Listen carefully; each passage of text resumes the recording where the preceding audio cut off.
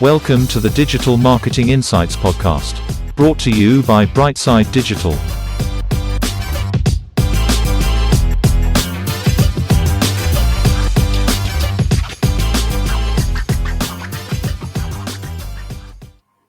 Hi everyone, welcome to the show. I'm delighted to say we have Chris Carr on the show. Chris, how are you doing? I'm doing great. Chris, can you tell our audience a little bit about yourself and your podcast and everything else? Sure. My name is Chris Carr. I started an agency about 21 years ago called Farotech. We're located just outside the city of Philadelphia. Got just shy of 50 team members, about 150 clients. And, we develop a kind of a unique system that helps our clients systematize their marketing to generate leads, nurture leads, and then convert leads into clients. And so that's sort of our pitch, but it goes kind of well beyond that into a bunch of agile work and solving problems and putting out fires and, the marketing spin.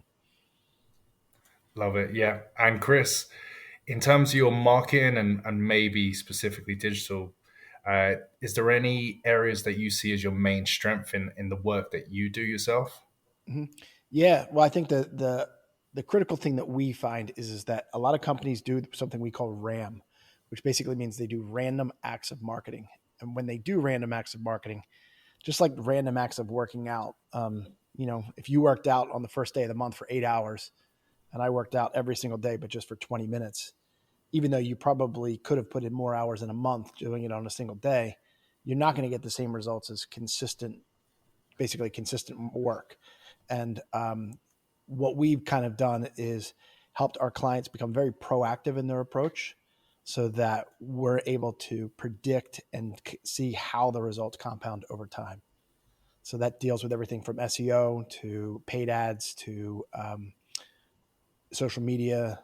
We do a ton of video, and we're a HubSpot Gold partner, a Platinum partner. And so implementing automation is also one of the critical pieces of basically bringing it all together. Chris, that's one of the best descriptions I've heard. Random acts of marketing. Absolutely love that. But I suppose in terms of the reporting side of things, then, how do you educate and display that to your clients? Are you using Data Studios or something like that? Or how do you go about reporting? So we do Data Studio and HubSpot. So you'll get real-time analytics every single day. You'll get a monthly, mostly a traffic report, and then a quarterly deep dive that looks at your entire system. What we find is that companies that don't look at their data aren't making data-driven decisions. And then companies that have too much data have what I call like analysis paralysis. And so the rhythm from which we give reporting really corresponds to understanding how to keep the projects and the deliverables flowing, because you can actually drive yourself nuts with too much data. And then the opposite occurs where you just basically your entire system is based upon hunches, and that doesn't work either. Love that. And like, obviously speaking to someone like yourself where you're very experienced in this kind of agency side of things and working with clients, and I don't need to tell you about communication being key, but do you have certain cornerstones when you're getting new clients and about what identifying exactly what they want and displaying that? So for example, they might come to you looking for traffic, but actually they want more sales or leads or something else and so forth like that. How do you go about managing all of that? Yep. You can't see it right now, but what we do is rather unique. A lot of clients will come to us and they'll want a proposal, they'll want a price. And I'll say, well, to tell you the truth is I don't know whether I can give you a proposal or a price based upon maybe 1 to 3 to 4 hours of discovery. So what we do is that when we start out with a client, we do what's called a 10-week gap assessment.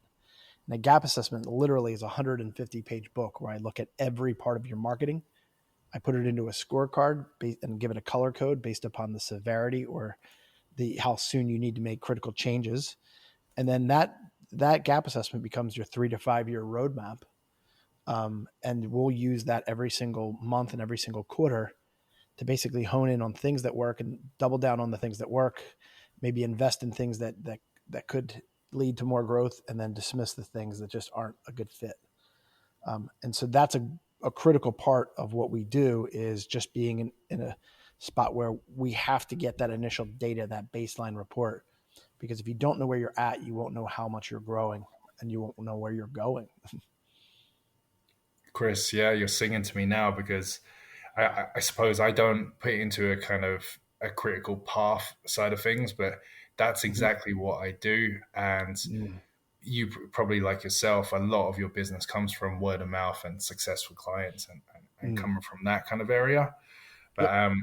how do you go about then acquiring and getting new clients? Because I'm assuming Mm-hmm. to have a kind of that period of time when they first come in, is there any hesitation, and Mm-hmm. how do you operate that? Well, there's some tricks. Well, first off, to get new clients, we take our own medicine. And so the same inbound marketing approach that we do for our clients, we do for ourselves. And so um, we have a complete inbound marketing, and it's more accurately described as omni-channel marketing, because I do inbound and outbound and ads. But we do our entire system for our own marketing, and the leads that we get there usually fill our sales plate. It's myself and my business partner we both do almost full-time sales. And then other things we do is something called programmatic advertising, which we can talk about today, which is a big part. And we get very, very strategic about asking for referrals. Um, we teach our clients how to do it, and we do it ourselves. We have a 97% retention rate. And so we develop really strong relationships with our clients. And so when we ask for referrals, it doesn't feel like they're doing a favor. It feels like, as a partner, they're happy to do so. Wow. And obviously, you mentioned it there, programmatic research or um, Mm-hmm. programmatic advertising. Yep. What platforms do you use it? Is it the likes of Criteo, or are you more Yep. micro than that? No, we do something called Stack Adapt. It's a Brilliant. it's a it's a DSP. I think they're based out of California. And yeah, please elaborate. Tell us a little bit more about Stack Attack. Yeah. Well, I mean, I think the main thing that you have to know about when you talk about programmatic advertising is that the large majority of companies think that all advertising is, the Google Display Network, or basically Google ads, Bing ads, and then social media. But those advertising platforms probably only make up about 30% of the open internet, or basically the World Wide Web. And so the rest is what's called open internet. And because it's open, they're a little bit more agnostic than the traditional channels. And what I'm able to do with there is I'm able to use programmatic advertising to hyper target, to auto bid, and to make really, really, really innovative uh, uh, assessments on where to basically put my ads. And so programmatic advertising will obviously be able to do native advertising. It'll be able to do banner ads and basically display, but it also connects to TV, podcast, apps, and the geo targeting is second to none. Wow. So you know how companies love LinkedIn because you can get super hyper targeted on. You can basically say, "Hey, I want to advertise to this person in this region with this business title," and you really love the fact that how well you can target. But the Yeah. problem is LinkedIn is the average person's only on LinkedIn for like 10 minutes a day. That might, you know what I mean? So what programmatic advertising does, it has that same level of targeting, but it's able to reach them basically everywhere they go in the open internet. So they might be on Forbes and see an ad that's specifically targeted just to them, um, because of just the power of being able to do hyper targeting and not be limited to a platform like LinkedIn. Chris, this is brilliant stuff. Is there anything maybe you could tie this in a campaign or some work that Yep. you've done that you're really Yep. proud of that was really successful? Well, we're pitching one to a company that is very good at traditional advertising, and because they're good at traditional advertising, they're in a bunch of like um, football stadiums, baseball stadiums, soccer stadiums, and on billboards. And so what we're able to do with programmatic advertising is, I'll give you two scenarios. One is they have a product that they sell to consumers, and then they have another product that they sell to businesses. Now, you could go to an Eagles game, you're one of 63,000 fans, and then when you leave, I've geo-targeted the stadium, and all of the people in the cheap seats, or basically in the real seats that would be a business to consumer, are going to get advertising because they went to the stadium and they saw the Life brand, or the company's called Life brand, the Life brand ads. And then when they left, those ads sort of follow you around like through traditional retargeting. All right. And so we geo-targeted the building and we set up retargeting so that everybody who goes to the stadium, when they leave, they say, hey, you know what? You would be a perfect candidate. Life brand could really change your life. But the other individuals who are C-level executives who are in the suites, when they go to the game and they leave, because of their content that they've looked at previously and because they've qualified themselves as an ideal target for business to business, when they leave, they'll get ads that'll say, Life brand is really great for your business. Same experience, two different audiences going to the same game at the same time, but getting a remarkably different experience. That's incredible. And I'm guessing you can make that more micro depending on age ranges, genders, everything else. Like you can really play around with it. But it was a brilliant example of doing that. Yep. And then the other one I had two is that if you have a traditional billboard, I can geo-target a part of a highway, and anyone who's seen your billboard 3 times will now start to get targeted ads to their phone because they just drove by your billboard.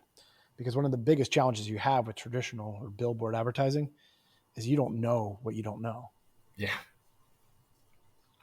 So really you're collecting the data to enhance their traditional experience. And so, you're doing a great job there of merging the gap between traditional and digital marketing. And like you say, if the traditional's right, your programmatic marketing is going to be even better than expected.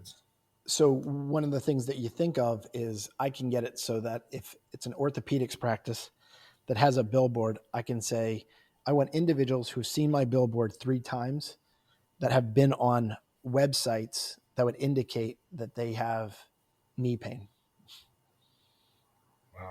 Wow. It's incredible.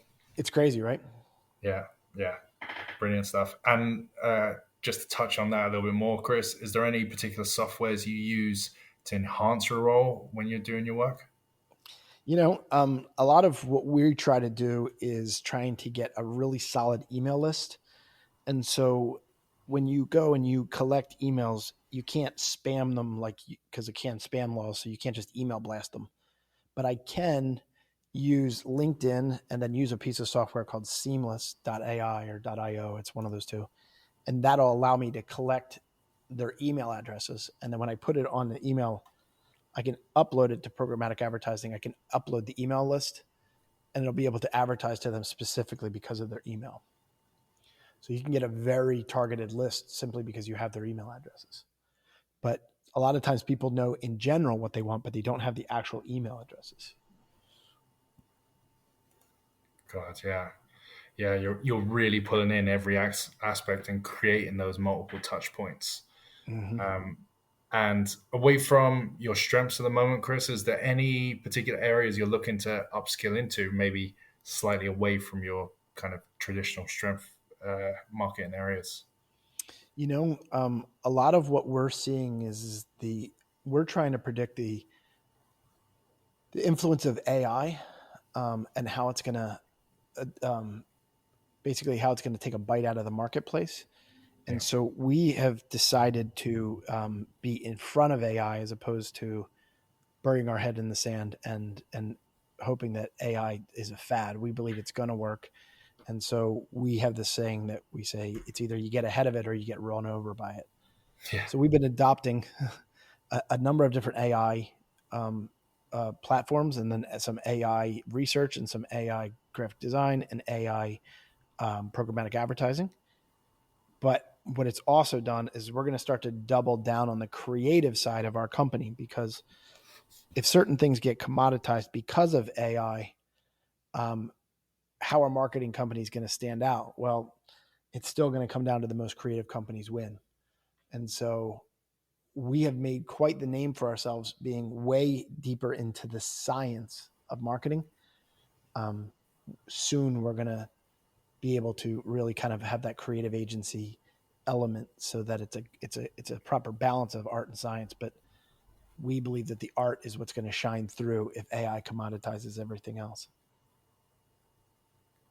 That's incredible. So did you say, so with AI, you're looking at the creative side of things, this whole, you have crayon.io and things like that out there now where you can get Yep. AI created creatives. You're looking even that far down the line of Yeah. Well, AI. what we're really looking there is to find out where it might be coming. I think that right now we're using traditional digital graphic design and things like that, but we're trying to figure out what will the AI bring in the future.